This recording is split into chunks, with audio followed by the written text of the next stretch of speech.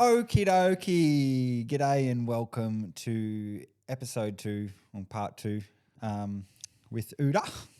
And we're back in the studio for our second part of the podcast. You would have heard last week we finished up talking about the featheries, and we might touch on it a tiny little bit more if Ooda wants to just say a little bit more if he was finished, if he wasn't. But we've got a few more things we can talk about that I want to pick his brain about. So pick up wherever you want to pick up, or if you want to put a quick full stop on it, we can do that. It's up to you. You're driving the boat.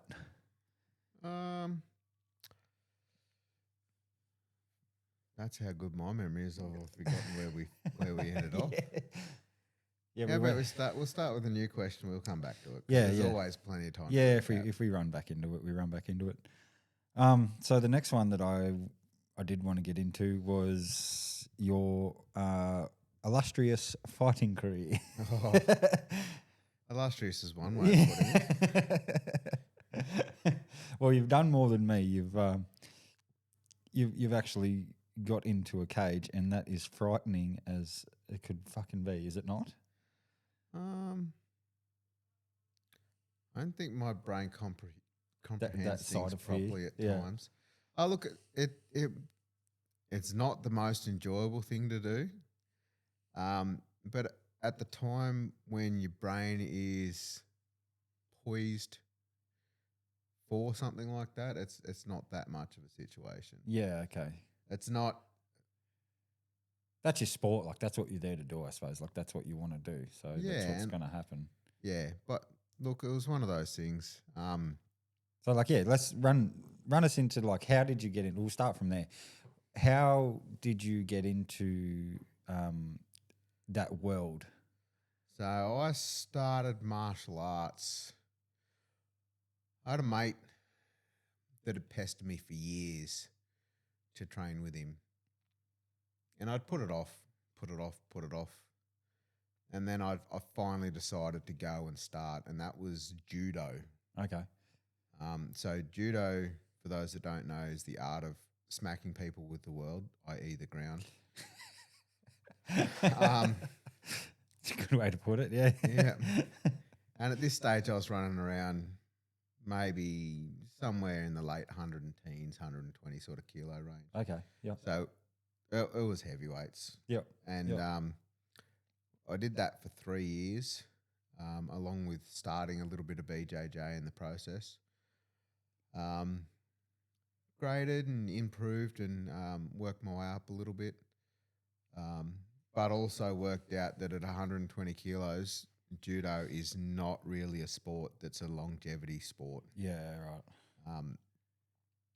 You could do it, and it was enjoyable to train. It was good to learn. I have a very addictive personality when it comes to learning things. Yep. And for me, I had worked out that jiu-jitsu suited my body a little bit better. Okay. Also, at that stage, had surrounded myself with a couple of good mates that were really into jits. And because the three of us fired quite heavily on each other, our addictive personalities, our training structures, our thought processes all aligned very well with each other. We moved forward in our learning very quickly. Was asked quite a few times to go and do stand-up. Had done a little bit of boxing when I was a child, but not a whole heap. And to be totally honest, didn't really interest me. Started doing a bit of fitness stuff, which had a little bit of boxing in it. Entered into doing a little bit of Muay Thai. Yeah. Just the odd class here and there, just purely for entertainment, and then made the silly mistake of drinking heavily with training partners, and my coach at the time was out drinking with us. Oh, right. So and that's after quite a few beverages, he's like, I just volunteered you for a cage fight. And I was like, yeah, righto. Well, wait. He's like, middleweight. That's 84 kilos. Oh, dear. I was like, that's 30 kilos from where I'm at now. It's like, yeah, it's in 3 months. Congratulations. welcome to the gulag. Yeah. So 3 months of training camp started on that day. Yep. Oh, pretty much right then. That was the end of me drinking at that stage. Yep. And we were in camp. Training picked up. We were training an hour and a half to 2 hours in the morning, 2 to 3 hours in the afternoon. Yep. 7 days a week. So that was without fail. And I worked out that I really, really enjoyed it. Yeah, so getting up and keeping that structure and going. Yep. That was a good thing. Was good. Did you cut the weight? Look, we got there in a very long, convoluted way. Yeah, okay. I lost down to about 90 kilos free weight. Yep. And then we cut almost 9 kilos out of me with a salt bath. Yeah, right. Not something I would ever recommend to anybody that's not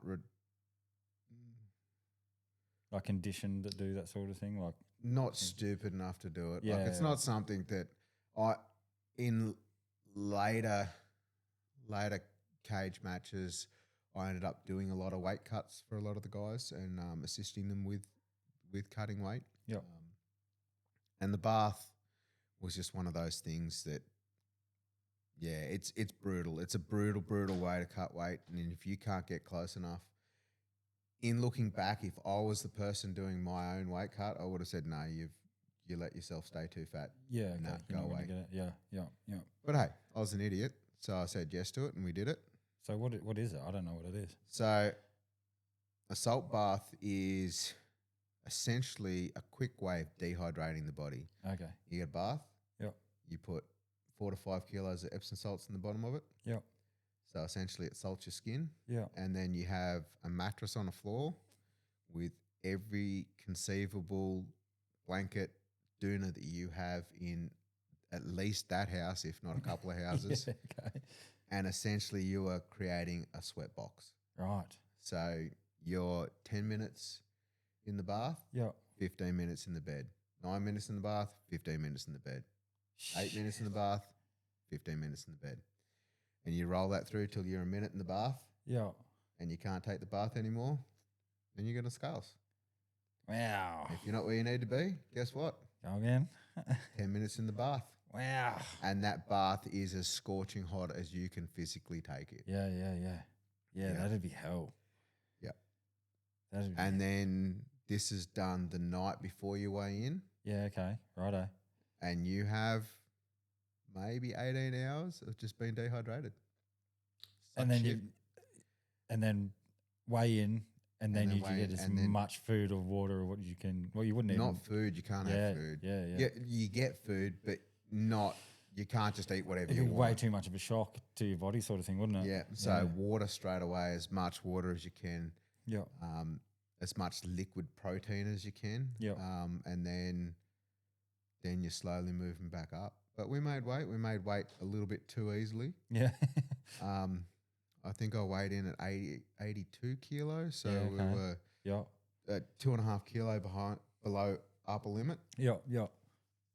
Met my opponent, which was really entertaining considering the fucker was over 6 foot tall. Hey, Mark. And somebody who I later found out to be brown belt in jiu-jitsu and had quite a few cage fights by that stage, just not in Australia. You probably would have found that out pretty quick. Yeah, I did find that out pretty quick. Also didn't last too much longer after that. Yeah, okay, yeah. But no, it was a good experience. And then me being stupid. Brave. Sure. That's one way of putting it. In getting submitted and not getting knocked out, I didn't get red carded, i.e. medical lockout from fighting. Right. So I fought again the next weekend. Let's go again. Yeah. Right. As against another gentleman that cut weight to 84. I weighed in at 79 kilos this time. Oh, righto. Okay. Not very smart on my behalf once again, but hey, like I said, not the smartest person going around. And I lost that fight as well. But as a caveat to that, my opponent then went on to win the heavyweight belt in his next fight. Yeah, okay. So he was pretty good.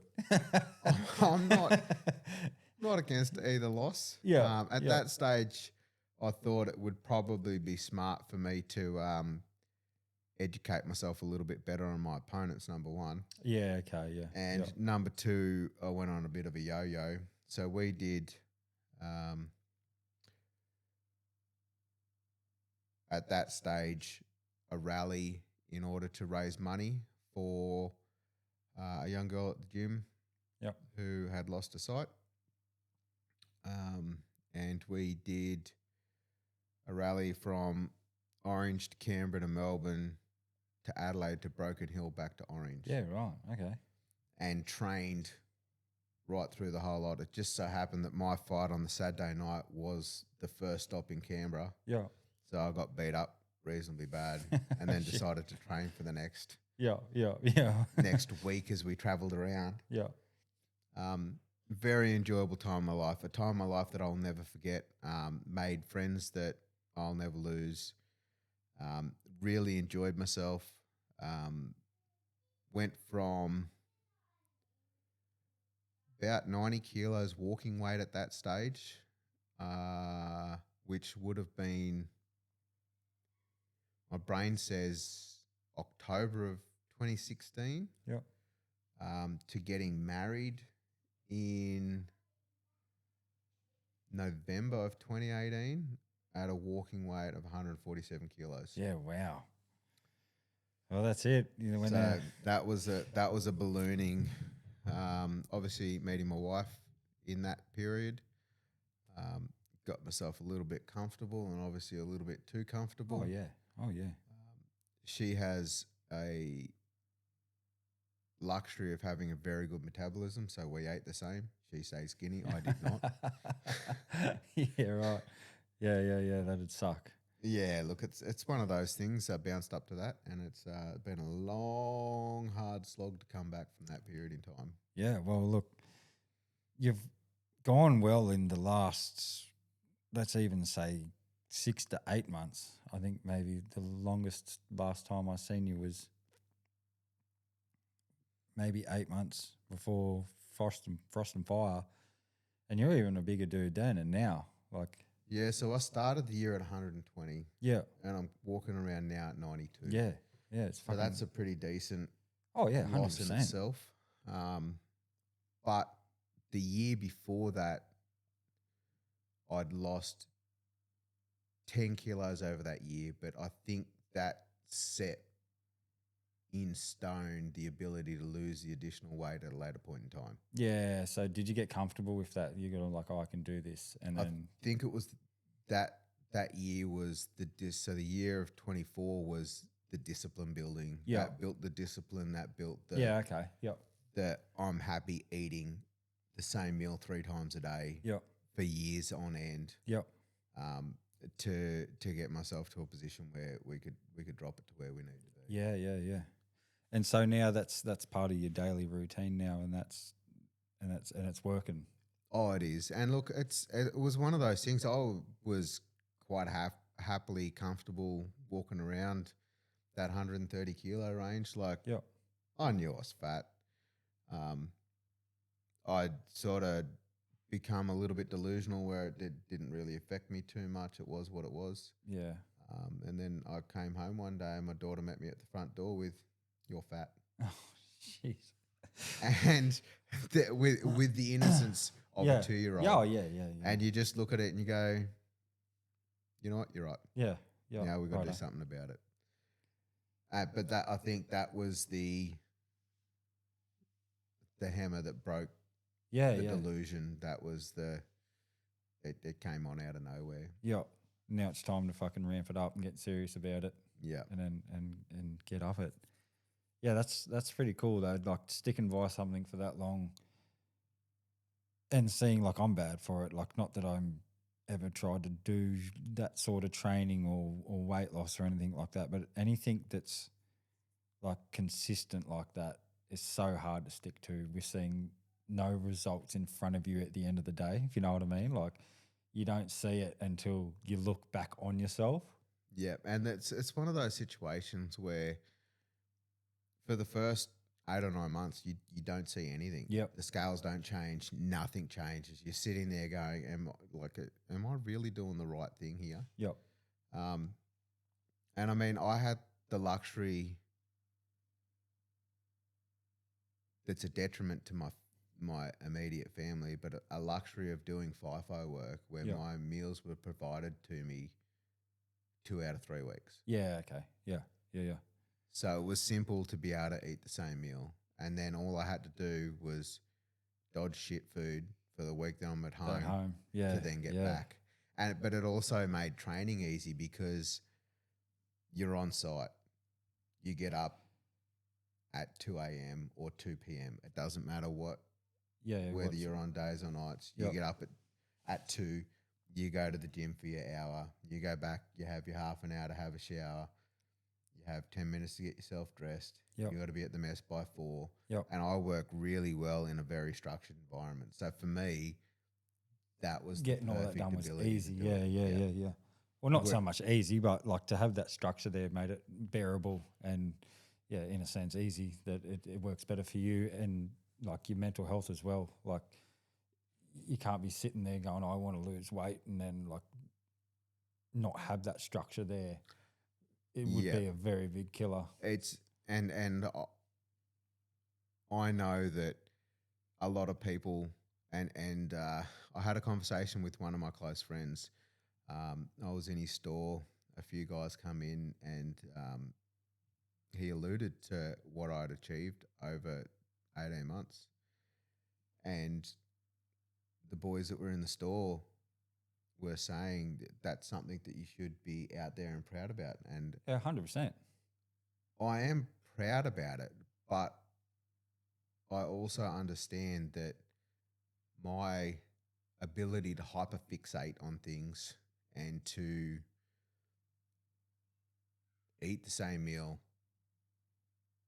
every single meal for 18 months is not something that 99.9% of people have the capability of doing. It's a big ask. It is a big ask. And it's not, when a lot of people ask me how I did it, I can explain to them how to do it, but without the mental tics that I've got to allow it to happen, that you can't do it. Like it's hard for me to sit there and go, I'm going to rub it in everybody else's face that I had this weird ability to hyperfixate on something that other people aren't going to have the ability to do. Yeah, for you, it's hard, but for someone else, it could be absolute hell.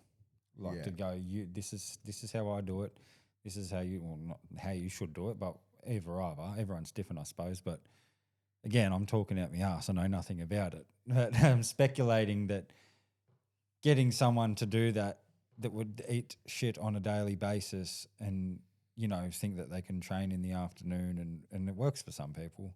But to tell someone that they can only eat the same meal, like for you, it's like, meh, I can do that because I want to fucking do this. Someone else is like, yeah, but I'm more like, you know, I'd rather go for a run or hit the bag and then burn it off that way. I'm not eating the same fucking meal every day. That's ridiculous. Like, and look, that was the same theory that I had for the years preceding that. Okay. So between 2017, I was like, look, I understand the word diet, but like I'm happy to skip a meal here and there. Yeah, I'm happy to only eat 5 cookies instead of 8. Yeah, 100%. But to diet, I had no interest in it, and because I had no interest in it, nothing happened. And it's one of those situations. The old adage of you can't out train a bad diet is 100% true. Yeah, right. No, it makes total sense. It makes total sense. I could never go in it. The thing I need to do is cut the beers. That's what I need to do. I think I've got a bit of a beer belly there, but I can't cut the food because life's too short to eat shit food. Just can't.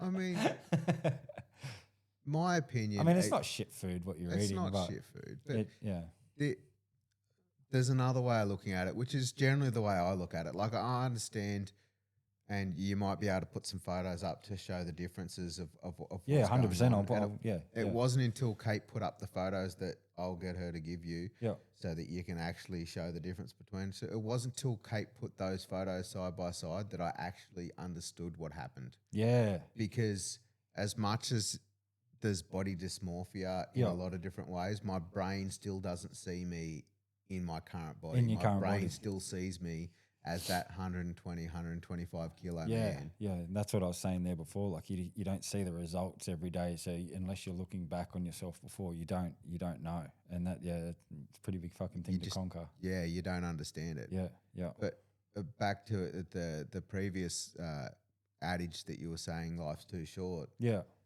Life is too short, and if you want to enjoy a beer and that's your answer, I don't have any qualms with that. No, And to be no. totally honest, I have an extremely addictive personality. Yeah, yeah, And in the past, I've been addicted to alcohol and I've been addicted to gambling yeah, and I was addicted to training. And that's how these different aspects in my life have come about, is my addictive personality and allowing myself to become addicted to things. It Right. just so happens that at the moment, my addiction is what's considered a positive addiction. yeah. Correct, And correct. that's, It's a healthy addiction. It's beneficial. There's probably not a whole lot of downsides, but there's probably fun downsides. Like you don't get to gorge in a big bowl of ice cream every night. But I don't know. Are you an ice cream dude? Do you like ice cream? I love ice cream. look, I don't mind a little bit here and there. Yeah, My treats in the workplace, food wise, are quite literally if sticky date pudding is on yeah. Okay, and it has dates in it. we're on. I don't care where I'm dining. We're eating that. And if we're Yeah. eating sticky date pudding, there's ice cream involved. Yeah, yeah, yeah, That's one of the little luxuries that is my luxury. Like the one advantage I've got is sugar for me is take it or leave it. Chocolate for me, take it or leave it. If it's there, I'll eat an entire block of chocolate. That's absolutely no problem at all. yeah, yeah. But I don't go chasing. That's it either. right. Yeah, yeah. And that's one luxury. I mean, my children, they love sugar. Yeah, it's so bad. Yeah. So bad. Unfortunately, the issue is my wife also loves sugar. Yeah. Which means when I come home, that house is full of sugar. Yeah.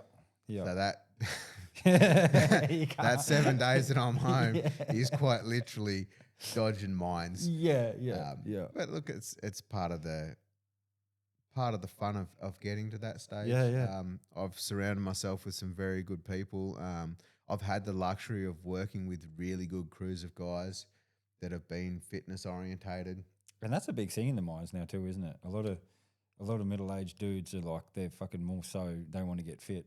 Oh, definitely. Yeah. This like Like from 30 up, it's the fashion now. Not the fashion, it's the thing. Like I noticed that when I was doing drilling and fucking where else was I? When I was doing corrosion control in the mines. If you were 30 and up, like if you weren't, and I'm not trying to call anyone out, but if you weren't a fucking fat piece of shit that just drank beers and smoked durries all day, you were fucking into fitness. Like there's probably one or two groups what I observed. yeah, and it tends to be the extremes of both directions. Yeah, And yeah. I think mining and tunneling, same situation, is in general employable personalities are personalities to the extreme. Yeah, in one way right. or another. Yeah, yeah. You don't get a whole heap of people that are just mundane people. No. Everybody that's in there has a personality, and I think that's the one thing that's driven in there. Yeah, yeah, yeah. It's such a wild place, the mines. It's so wild. It's so wild. Look, once again my addictive personality. The rush of breakdowns and things like Yeah, that for yeah, me yeah. is something that I'm drawn to. Like in my younger years, I had office jobs. Yep. And pretty well leading up to my start in mining, all my jobs were still at least 50% office based. Yeah, righto. Okay. Yeah. Right. And now I don't know that I could go back to an office based workplace. It's too good out in the field. There's It's just a rush of being there to do something, and And- it's a new adventure every day as well.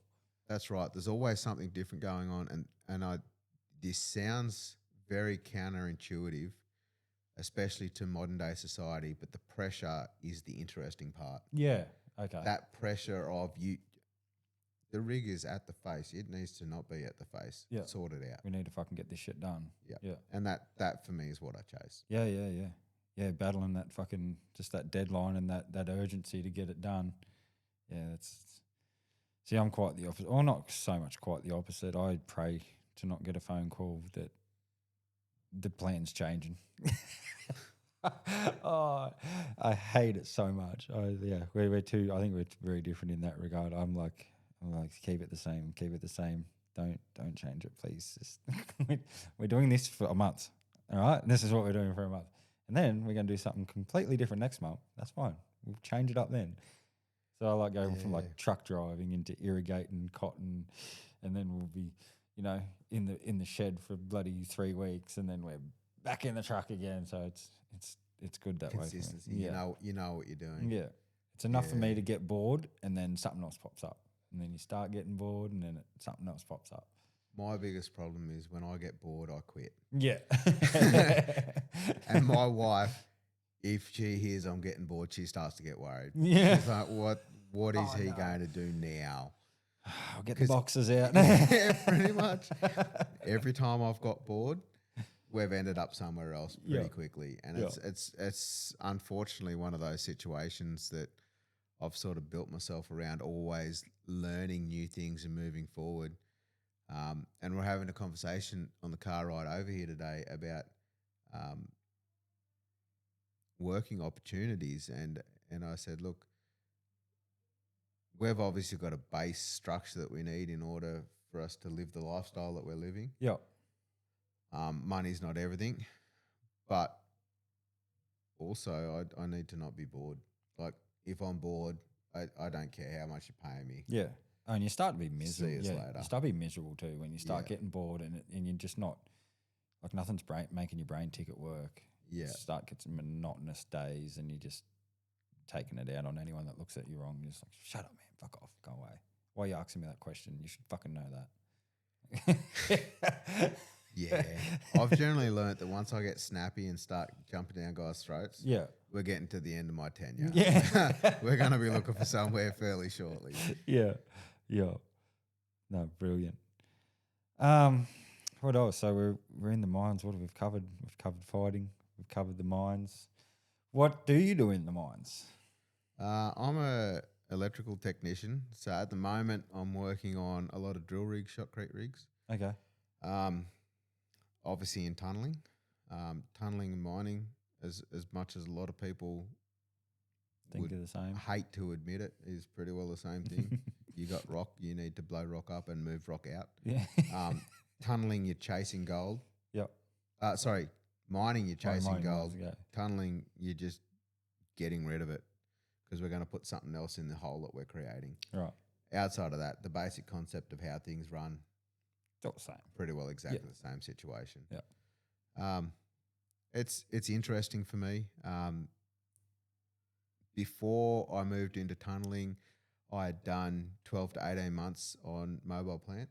And for me, there was a very big learning curve moving into tunneling, working on drills and things like that. Yeah, right. Auto Sparky, I don't know that I would have chosen Auto Sparky as a profession. Just didn't enjoy it. No, look, it's an interesting profession. Yep.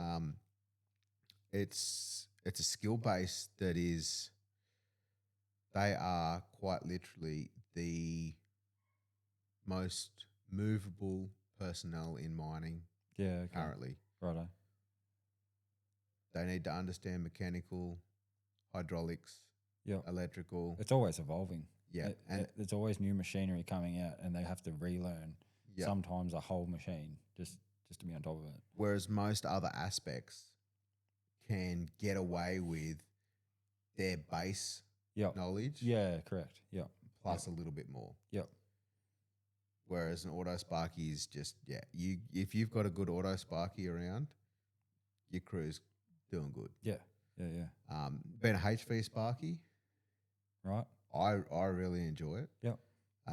There's a lot of variation. There's a lot of different things that you can do. Obviously, having the luxury in working where I work to be able to work with the fitters quite a bit and learn the mechanical side of things is a huge advantage. Yep. Before I started my current role, my mechanical knowledge was diddly squat. Yeah, okay. My interest in learning mechanical things were I would learn what I needed to in order to to get by. advance my electrical career, but that was about it. Whereas now I think mechanical is just as interesting to me as electrical. So it's one of those things. Well, that's interesting to have that turn now.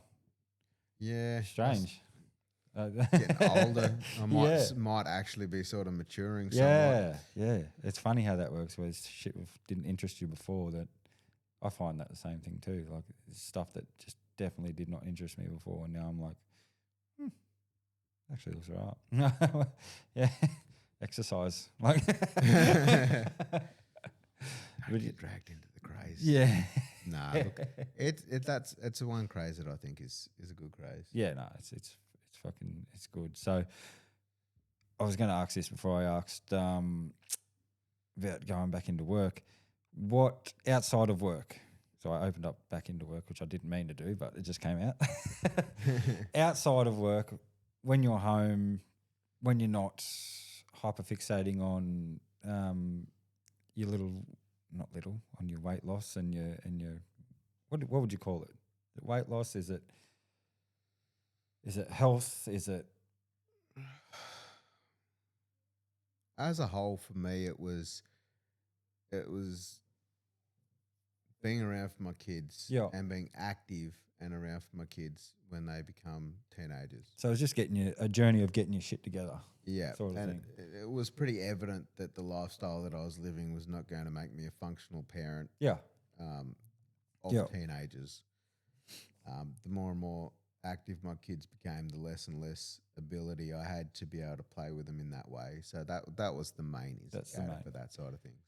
So when you're not on that, what are you doing when you're home? Like, what's your what are your hobbies? What do you do when no one else is around for you?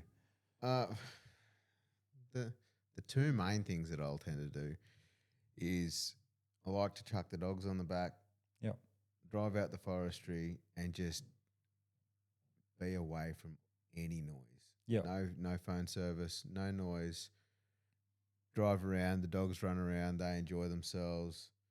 Pull up next to some sort of water, it doesn't matter what it is, and just lay there in silence, no noise. You can hear the odd jet go past you. Yep. Just the old way of there is pure silence and nobody can contact me. Nobody knows where I am. It is what it is. Just to unfuck yourself. Yeah. Just sit there and just watch the dogs play. Be away from everything. Yep. Dogs enjoy themselves. They don't really give a shit what you're doing. Yeah. As long as they've got water to be able to swim in, they're happy. Yep. That's probably the one luxury I have in life. That's the one me moment that is just me.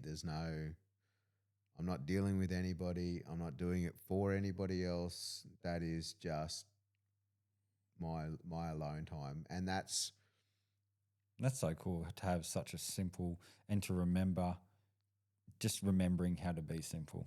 Just remembering that I fucking don't need anything but quiet and just to be.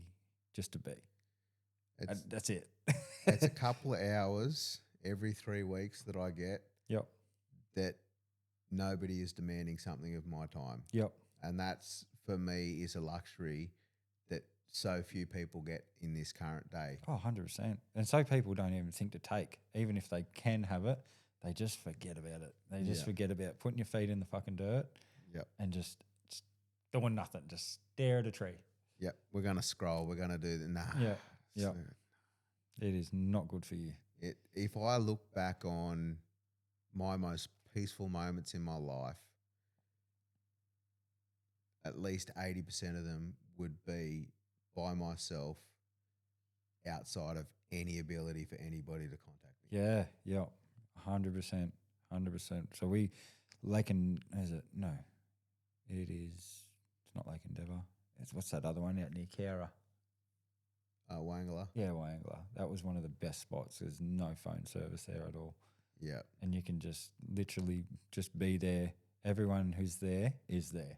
Yep. There's And no one playing a game on their phone. And when you come out of Wangler, you just feel so much. I don't know what it is, whether it was just because you had a great weekend with people, because you were just off the screens and everyone connects. yep. And the people that don't want to connect, they just go like do what you do. They just go for a walk. They'll walk for 4 hours a day. It's the 90s. Yeah, The 90s all of a sudden are back. yeah, 100%. Where you're locked in a space. You're with people that you enjoy spending time with. Yep. And that's as busy as everybody's lifestyle is nowadays. The ability for people to connect on a personal level without technology Yeah, is an ability that's waning dramatically. And that's like you see it every day. I loathe going shopping. oh yeah. Kate will attest to this at some stage. That if you're there's getting whacked right now listening to Yeah. this. If there's an ability for me to get out of shopping in any way, shape, or form, I will take it. Yeah. I do not like going to overpopulated areas. I think it's something that as I get older, I tend to associate a little bit more with. Yeah. Um, and I guess I've always been a people watcher, so I really like watching people interact. Oh yeah. Airports for me, as much as I hate airports, very, very entertaining. It's hard to say. Like, I know what you mean. Like, it's great to be out in the bush with fucking nothing around, but people watching is probably my favorite fucking sport in the world. It's so good. Of all places to people watch, the airport is one of the most entertaining because outside of people that are rich enough to fly in their own private planes, everybody, doesn't matter about your economic status, has to walk through that airport. Yep. And for me, that is so entertaining. You see the businessmen, you see everybody that's got a decent amount of money that has to walk by the plebs. Yep. The outfit that I have on today is the nicest outfit that I currently own, which is another one of my wife's piss burners in regards to you should at least look like you've got a job. I got no interest in looking like I've got a job. It's what the way I look is somebody else's problem, not mine. Yeah, As long as I've got clothes on, it's a good start to the day. I know I got a fucking job. I'm the one up at 2:00 in the morning to go to work. Like, I don't need to fucking wear clothes for you, mate. I know exactly what I've got to deal with on a daily basis. Yeah. But for me, that's a freedom, and to sit and people watch, and obviously in doing FIFO work for the last, on and off for the last, it'd be close to 10 years now. Yeah. I had the luxury of spending quite a bit of time in airports. Luxury is probably not the way a lot of people would put it. But for a people watcher, it's very entertaining. It's so fun. Yeah. And I like sometimes make little scenarios up in my head. Like, I'll see people talking for long enough and then start making their conversations in my head. Like, it's so fun. It is so good. Yeah. Like, even in like construction side of things, like when I was driving as a mud carter, driving trucks, and you'd sit there and you'd just watch the labourers and they'd be yelling at each other and whatever, and just making up conversations in my head like, why did you fuck my dad? Like, I didn't fuck your dad. I thought he was your uncle. Like, they're just yelling about what time the concrete's coming or something. It's good fun. It's such good fun. And that's a simple entertainment. Yeah. Like that is, in my opinion, a proper imagination. And that imagination is something that people are slowly losing, because they don't need to have an imagination anymore. Somebody else has the imagination for them. All they've got to do is just scroll to the next video. They just get their phone out of their pocket and chat GPT. Tell me Yeah. this. Make this up for me. Or One of wild. my, outside of obviously lying down in the middle of nowhere where nobody can contact me, one of my favourite sections of my 3-week period is driving to and from work. Yep. Did So you- how far do you, like, what airport do you go from? Nah, so I drive in and out at the moment. Oh, you're driving in and out. Yeah, so I'll right. drive Orange to Cooma Okay. on a day shift, and Yeah, I'll drive right. Orange to Tumut on a night shift. Yeah, right. Okay. And for me, that's maybe 4.5 hours Mhm. of just me in a car. Yep. And there's no one interrupting that time. I love it. That's why I drive trucks. Yep. And that would be honestly, driving trucks would be my second option Yep. if I didn't work in the industry that I work in. As No. long as it wasn't line haul where you drive the same road day in, day out. Yeah, Like, I that don't can know get- that I could do That'll that. burn your piss, I can But- assure you. To drive and be able to be on the open road, Yep. yeah, no, that's a luxury. Yeah, it's pretty good in the way of, like, we do a lot of like harvest and that. We're running back and forth. It's an hour trip maybe. We've done longer stuff like 12 hours. We've done stuff that's 4 days up to Western Australia, and I could do that every day of the week if I was allowed to, and if we needed to. But I don't think I'm allowed to leave at 8 days at a time. Wifey doesn't even like me going to bloody West Wyalong for too long. Like, I'll tell her, I'll be like, going away in the truck tonight. And she'll be like, for how long? It's nothing new to you. Like, it's the first time I'm asking her to go interstate. She's like, why? Because, darling, that's how I get paid. Yeah, that's because I'll do what I love. Like, just stop yelling at me. Yeah. But no, it's very relaxing to be on your own, and like, you control the climate, you control the stereo, you control what you want to see. And like, when you're running your own race in a truck, you have a destination and a time to be there. You can pull up, you can have dinner, you can pull up, you can have a nap, you can pull up, go for a jog, you can pull up and look at the sunset. And you don't have anyone like, hey man, what time are you what time are you coming over to the workshop, or what time are you gonna fucking have that done? Or, and if your fucking phone rings, you can just go, no, I didn't have service. not right now. Yeah. Look, how simple would business be nowadays if we didn't have phones? Oh. A lot of the time, I think, like, my job sometimes is a lot easier to have a phone, because, you know, if you're out in the paddock and you need a hand or you need something brought to you, you got that. Hey man, can you just run this down? 20 years ago, you'd have to jump in the ute, drive 20 Ks back down the road, find wherever the fuck old mate is, or calling him on the two-way if he's in the ute. Please answer Yeah, for the yeah, love of everything yeah. good. In that respect, technology on the farm I do respect a lot of the technology coming through in the agricultural sector now. You know, like, you know, your rain gauges and all your stuff for spraying. Like, you got all this stuff for like inversion, and like, so you know when not to spray, because it's gonna up into the air and not come down for 7 days, and it might end up in Western Australia. Like, you just don't know. There you go. Yeah. So a lot of that stuff's good, but I do understand what you're saying, and 6 of one, half dozen the other. 100%, Yeah, you're 100%. shooting yourself in one foot with one, you're shooting yourself in the other Yep. foot with the other. yeah. And look, that's the luxury of the options. That's it. Everybody's got so many options nowadays that there's too much luxury. We don't know how good we have had it. We don't know how good we've got it, and we don't know how good we're gonna have it. And same vice versa. We don't know how shit we had it. We don't know, like, you know, we don't know. We don't know what's in the future. We know what's in the past. We know we can learn from that.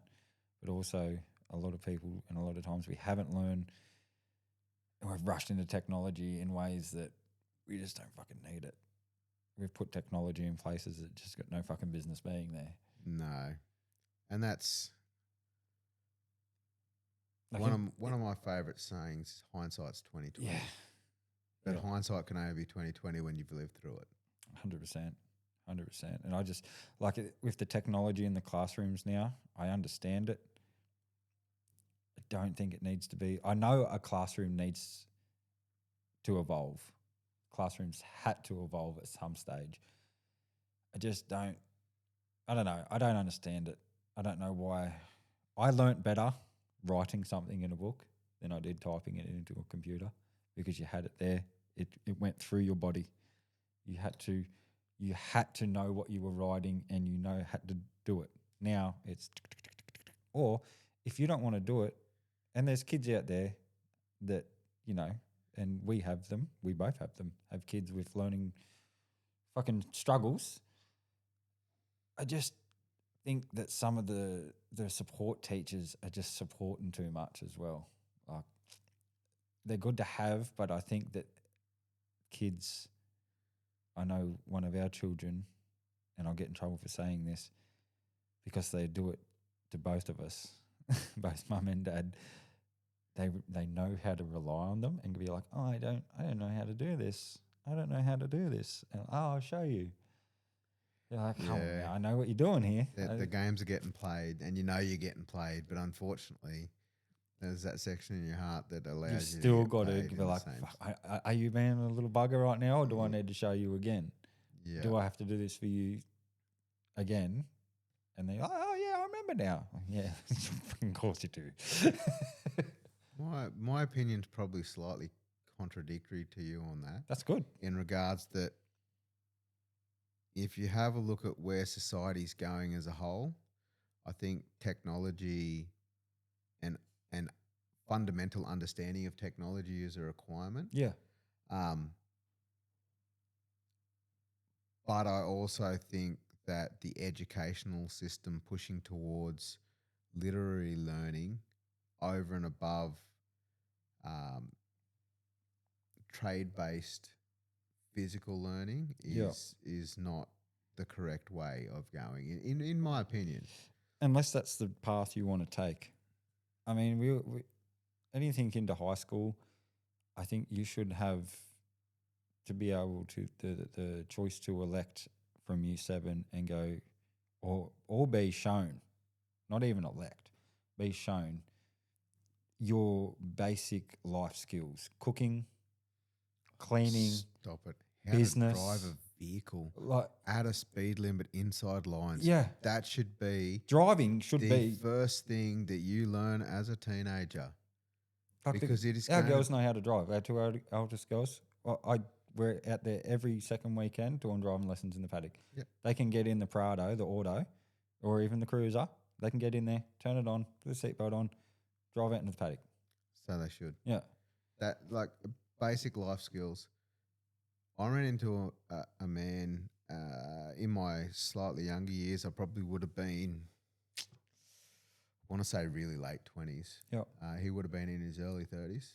The only thing he knew how to cook was a toasted sandwich. Man. Outside of that, everything else was bought. Oh. Admittedly, he was a doctor and he had the money to buy every single meal. But here's the thing. If something If goes for belly some up, reason money was not accessible, yeah. he had no idea of how to cook something. What did you do in COVID? Well, that's hello Uber Eats. Yeah, well, true. True. But the way I look at it is, into the future, you can have an engineer, a software engineer that can control, say, 1,000 robots. Yeah. Now, those 1,000 robots statistically are probably going to have 50 to 60 down with either mechanical or electrical issues. Yeah. And those 50 to 60 mechanical or electrical issues are going to have 10 sparkies and 10 fitters in order to fix them. That's true. Maybe the odd boilie. Yep. So would you rather try and educate your children for one job or try and educate your children for the option of, say, 22 jobs? Yeah. Yeah, you want that. I think the trades are going to, they already are. Yeah. They already are, and I think the trades into the future are going to be the backbone, and if not the money-making options for family. And I think in the future, in the working class environment, generational wealth will be built off the back of a tradesman It has to be. rather than a literary education. It has to, because we're going to go through. We're like, it's hard to say. We're going to go through both booms. We're going to go through like another industrial boom very soon. It has to happen.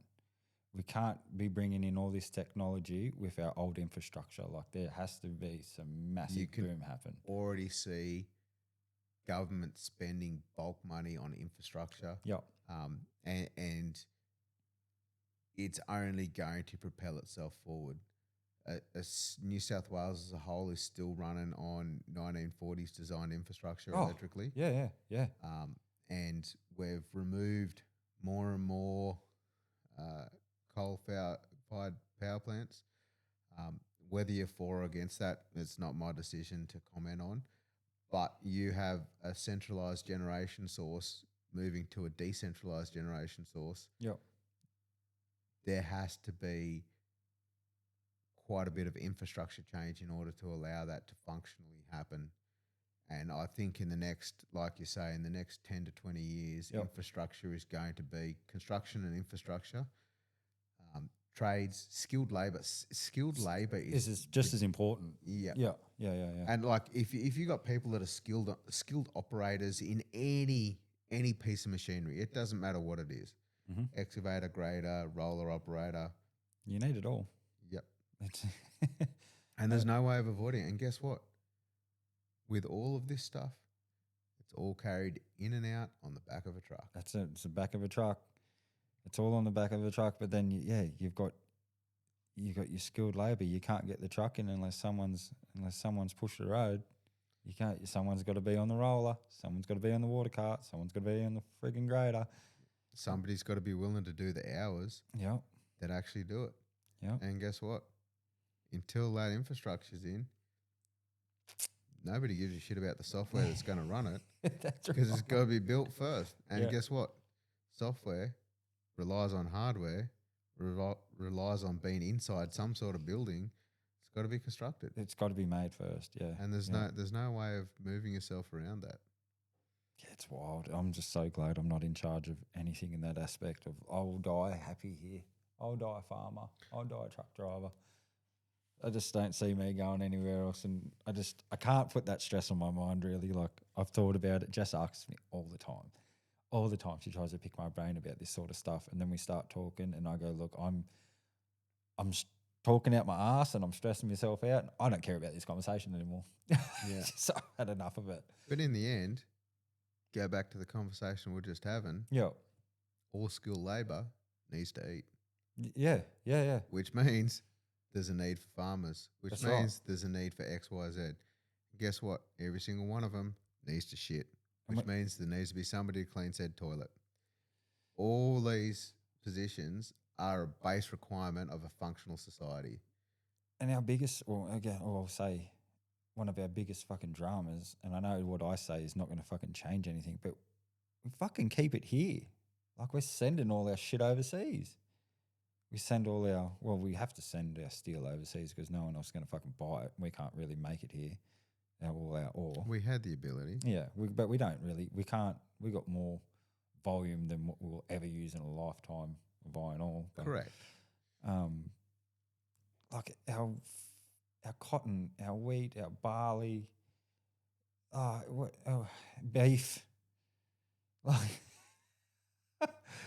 we send it all overseas. Yes, we have an abundance of volume, but we're like we could do better if we just kept some of it here and lowered our cost of living. Stop trying to fucking sell it so high for everyone else, pushing our taxes through the roof. I don't really know how it all works. I just imagine how that's how it works, but I don't know. We need someone better at the fucking wheel, I think. We need a whole revamp. Young fellas. Bunch of young dudes that have fucking been through the shit. Get them in there. Get a farmer in there. Get a fucking get a lecky in there. Get a fucking boilie in there. Get one from every blue collar fucking industry. Give them it should be. Give them a crash course on how to run the joint, and then voting 101. But I don't know. It'll probably never happen. Well, the thing you got to step back on is everybody complains about who represents us in Parliament. Yeah, yeah, yeah. Nobody considers the fact that everybody that's in there has been voted in with the power of every single person. Well, that's right. Everyone's there because they got voted in there. Yeah. I stay away from it. I just cop the fine every year, and Jess blows up at me for that as well. I just say, look, I don't know what I'm voting for. I don't know who they are, and I know I care, but I just don't care to get into it. I'm just going to cop the fine because I just can't. You know, everyone. I do understand every vote counts, and if you have fucking 10,000 people saying, "Oh, my vote doesn't count," it could make a difference. But I just haven't seen a difference my whole life, so I don't really care for it. Yeah. I think you just got to deal with the cards you're dealt, and just try to position yourself as well as you can. I had that conversation with one of our friends, just made a friend in the political party, Nathan. And he came out here and he's having a chat. And I read that same story to him, and he's like, "Man, this is so wrong. No, your vote really does matter. Like you can't think like that." And Jess and him are both sitting there like, "See, like, stop this madness." It's just I don't. But you can't change people's fundamental thought processes. Yeah. All you can do is educate people as well as you can and send them on their way. That's another thing. I've never been educated on politics, not through school, not through any TV show. There's nothing really that pops. There probably is programs out there, but there's nothing that pops up to say, hey, you don't watch it during the bloody elections because they just fill your boots with piss, really. They're going to tell you whatever you want to hear. There's no learning on who they are, what they're doing through the rest of the year. Look, I'm going to be totally honest. I'm assuming Labor's in government. I don't know. But I'm not 100% sure. I don't know, man. I stick my head in the sand for 99% of this. Yep. Anything to do with most media, I don't have any interest in.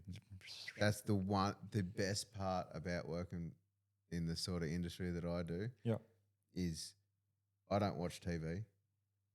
Like, quite literally, I couldn't tell you the last episode. Actually, no, I can. Landman. Oh, it's coming out. Is it coming? Is it Season 2 is coming out in November. Yeah, it is. I'm Yeah. I was like, have I missed it? No, you haven't. But that's the one series I've watched in the last 2 years. Yep. And I binged that in probably 48 hours. Yeah. I love it too. Outside of that, I've watched no TV. Yep. I watch absolutely nothing that's media based. Yeah, 100%. I just live in my own little cube, and I like living in my own little cube. And as long as nobody else interrupts my own little cube, and I don't have to push my little cube on somebody else, I'm happy. Yeah. And and I think that's the one thing that makes me happy nowadays is the fact that I've got my own little section of land. Kate and I have got our own little house that we live in. That's ours. Yep. We've got our own little group of friends that we communicate with. Yep. And it's just it's simple. And if it's not simple, then it just quietly gets removed. Go back to my own little cube. And that's perfect. That's in my mind that is peace. Peace is having your own little cube, and you would probably find that you've got your own little cube. Yep. Obviously, expanding it through your conversations with lots of different people. Absolutely. And look, learning's learning. Yeah. It's always interesting, but you still divulge back into your own little cube, and that's your protective area. 100%. That is nailed it.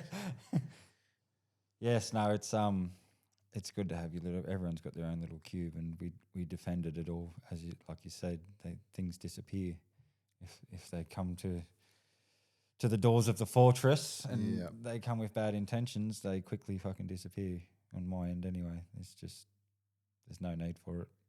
That's the best way to be. Yeah, and that keeps everybody's life simpler. As long as everybody's happy, I'm quite happy for you to be happy. As long as your happiness does not interrupt my happiness. A lot of people do that, that's though. Perfect. A lot of people, that's where they get their happiness. Is interrupting somebody else's happiness? Yeah, nah, see you later.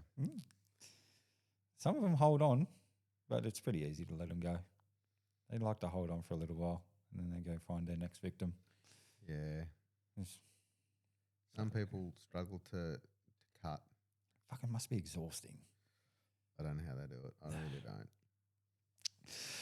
All right, so I think we've got the answer, but I want to hear it out of your mouth. We've covered a couple of very good controversial topics. But at the end of the day, what makes you tick? What gets you out of bed? What gives you your drive? Honestly, most of my drive comes from somebody telling me I can't do something. Yep. And me vehemently denying that and just going, you know what, fuck you, I'm going to do it whether you like it or not. Watch me fucking succeed. Yep. And I mean, I hope that I pass that thought process on to my children as well. And I think that's how successful men and women are built, is to pull not accept no. Yeah. And you turn a negative into positive, like Yep. without even, impacting anyone. You're doing it for yourself because someone tried to fucking put you down. You're like, you know what? That made me feel shit. I'm now going to make that make me feel good. That's correct. And that's fucking one of the sweetest, fucking coolest things to do, like in life.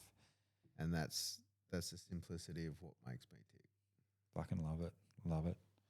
All right, we have, before we go, we got your merch pack. Oh, Your little stubby cooler. thank you. And we have we've shown these before, but we'll show them again. We got the shirt. Oh, nice. Got A the- t-shirt that fits. And if anyone wants to ask how to watch, they can scan their phone.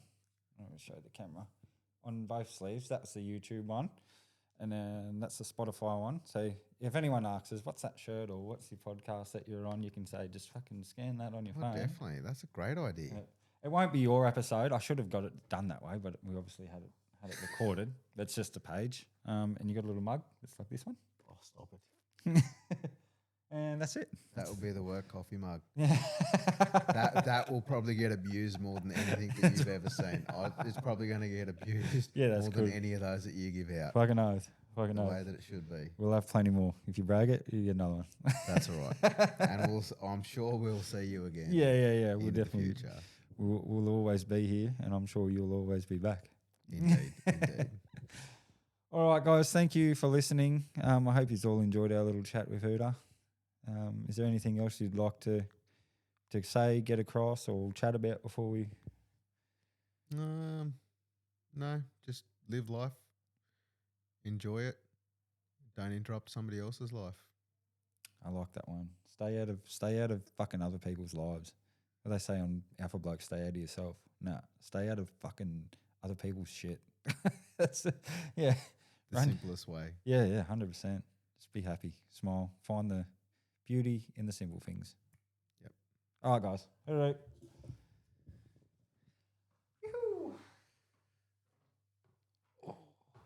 Hopefully, there's something usable.